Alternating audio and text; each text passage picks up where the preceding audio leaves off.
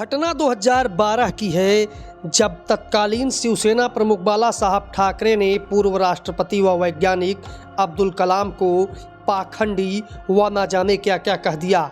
देश विदेश में मिसाइल मैन के नाम से विख्यात भारत के पूर्व राष्ट्रपति को उन्होंने कहा कि वह मिसाइल मैन नहीं बल्कि खोखले कलाम हैं। बाला साहब ठाकरे ने अब्दुल कलाम को यहाँ तक कह दिया कि उन्होंने पोखरण में कोई विस्फोट किया था, इस पर भी शंका हो रही है। आखिर ऐसी कौन सी परिस्थिति बन गई कि बाला साहब ठाकरे सिर्फ अब्दुल कलाम ही नहीं, भारतीय जनता पार्टी के उन नेताओं के ऊपर भी बिगड़ गए जिन्होंने कलाम को राष्ट्रपति बनाने में मदद की थी। आगे हम आपको यह भी बताएंगे कि क्या इसका कारण सोनिया गांधी थी, क्या कारण था कि उन्होंने अब्दुल कलाम को इतना बुरा भला कह दिया। मई 2004 में देश में लोकसभा के चुनाव हुए और कांग्रेस सबसे बड़ी पार्टी बनकर के उभरी। सोनिया गांधी रायबरेली से लोकसभा के लिए चुनी गई। यह वो दौर था जब देश में पहली बार ईवीएम से चुनाव हुआ था। देश में सरकार बनाने के लिए 272 लोकसभा के सदस्यों की आवश्यकता थी। समाजवादी पार्टी और बहुजन समाज पार्टी ने कांग्रेस को समर्थन कर दिया। संयुक्त प्रगतिशील गठबंधन की नेता सोनिया गांधी थी। दूसरी तरफ राष्ट्रीय जनतांत्रिक गठबंधन यानी कि एनडीए के नेता पंडित अटल बिहारी वाजपेयी, जो उस समय प्रधानमंत्री थे, उन्होंने अपनी हार स्वीकार कर ली थी। अब्दुल कलाम देश के राष्ट्रपति थे।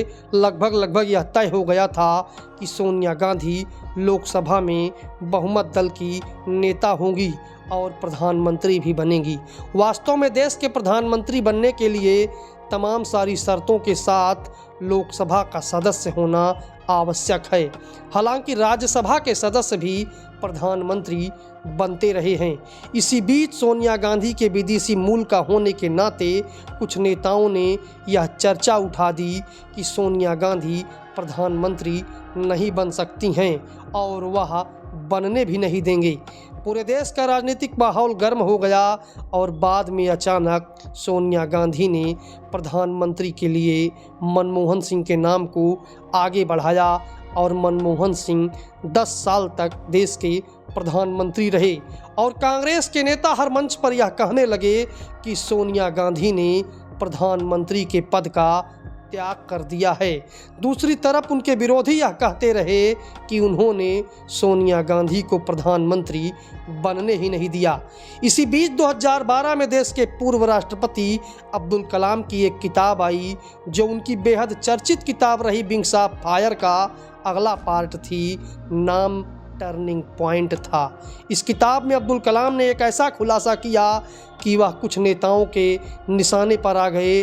वह उन नेताओं के निशाने पर आ गए जो लगातार यह कहते रहे कि सोनिया गांधी उनके कारण प्रधानमंत्री नहीं बन पाई। अपनी इस किताब में अब्दुल कलाम लिखते हैं कि श्रीमती सोनिया गांधी 18 मई 2004 को मुझसे मिलने दोपहर में 12 बजे आई और उनके साथ में मनमोहन सिंह भी थे। दोनों की मुलाकात हुई और जाते समय सोनिया गांधी ने कहा कि हमारे पास सरकार बनाने के दावे के सारे दस्तावेज हैं और मैं कल तक का समय चाहती हूँ। वह चली गई और जाते समय सोनिया गांधी ने यह भी कहा कि कल शाम को 8:15 पर आऊँगी। इसी बीच हमारे पास तमाम ऐसे नेताओं के पत्र आए जिन्होंने उस पत्र में लिखा था कि मैं सोनिया गांधी को उनके विदेशी मूल का होने के नाते प्रधानमंत्री ना बनने दूं। परंतु अब्दुल कलाम ने किताब में यह भी लिखा कि यह सारे निवेदन संवैधानिक दृष्टिकोण से ठीक नहीं थे। आगे उन्होंने यह भी लिखा कि यदि उस समय सोनिया गांधी अपने लिए प्रधानमंत्री पद का कोई दावा पेश करती तो मेरे पास उसे स्वीकार करने के अलावा कोई दूसरा रास्ता नहीं था। बस यही कारण था कि बाला साहब ठाकरे पूर्व राष्ट्रपति अब्दुल कलाम पर बिफर गए थे। उन्होंने यहाँ तक कहा कि अब्दुल कलाम ने अपनी इस किताब के माध्यम से एक खाई में छलांग लगाई है। उनको जितना सम्मान मिला था वह उस लायक थे ही नहीं। उन्होंने यहाँ तक कहा कि कलाम को कोई मिसाइल मैन न कहे, क्योंकि उन्होंने अपनी इस किताब के माध्यम से जो विस्फोट किया है वह अत्यंत शर्मनाक है। इसका कारण यह था कि अब्दुल कलाम ने अपनी इस किताब के माध्यम से उन नेताओं के तमाम उन दावों की धज्जियां उड़ा दी थी जो यह कहते थे कि मैंने सोनिया गांधी को प्रधानमंत्री नहीं बनने दिया। उनके इस खुलासे से कांग्रेस की इस चर्चा को भी बल मिल गया कि सोनिया गांधी ने 2004 में प्रधानमंत्री के पद को ठुकरा दिया था।